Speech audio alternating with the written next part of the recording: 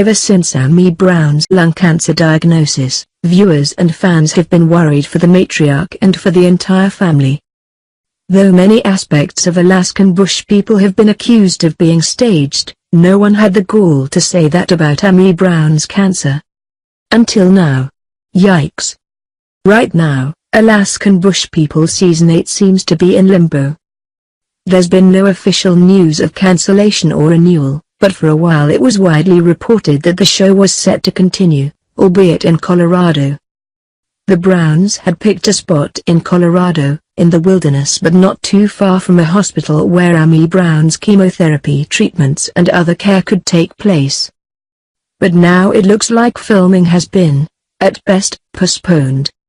Alaskan bush people exposed tells a little more about that. There seems to be some problems going on with this season's filming, and we still are not sure why yet.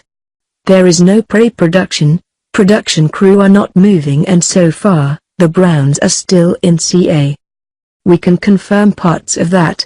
Members of the Brown family do seem to be spotted in California a lot these days, but not in Colorado. That photo of Rain and Gabe and Bird that haters slammed for no reason? That was in Santa Monica. Everything seems to be at a standstill at the moment. We will update as soon as we get any further details. That could be anything from a slight postponement to season 8 being scrapped before it begins filming.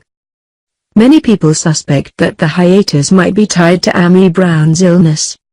Only so much of her cancer battle makes it onto the camera, and even the most ratings-hungry producers wouldn't want to be accused of jeopardizing her health by going on with filming.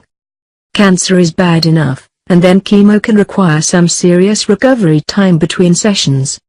Some fans of the family and series, and that is using the term loosely, are casting doubt on the severity of Amy Brown's illness. For people to call the show fake because of accusations that the Brown family sleeps in hotels during filming or has supplies provided by the producers is one thing. But if you're going to claim that a woman's cancer isn't really that bad, you'd better have some solid arguments to back it up.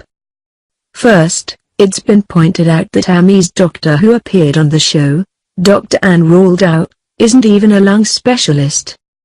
Dr. Roldow specializes in gastrointestinal malignancies. That's not the sort of expert that most people would see about lung cancer. And yet a single person might see many doctors during the course of cancer treatment.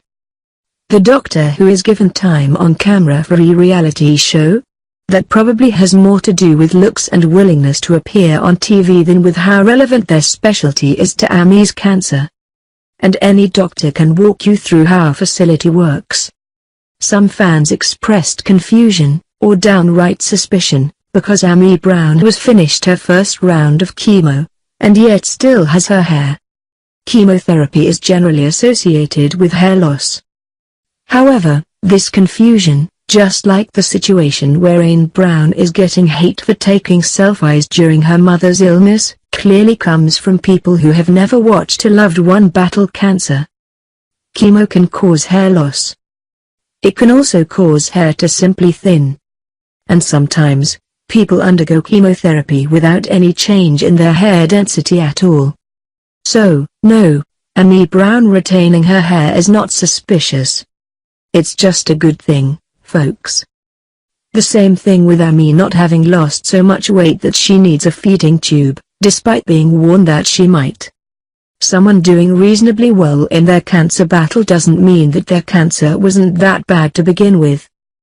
We would like to know more about how Amy is doing these days.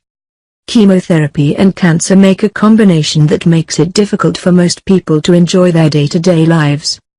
Even watching television can become exhausting. We can't imagine trying to build a house and live off of the land, even if it's just on camera, while going through all of that. However Amy is doing, there's going to be a 2-hour Alaskan Bush People special tomorrow, titled, Forging a New Future. Maybe we'll find out a little more, then.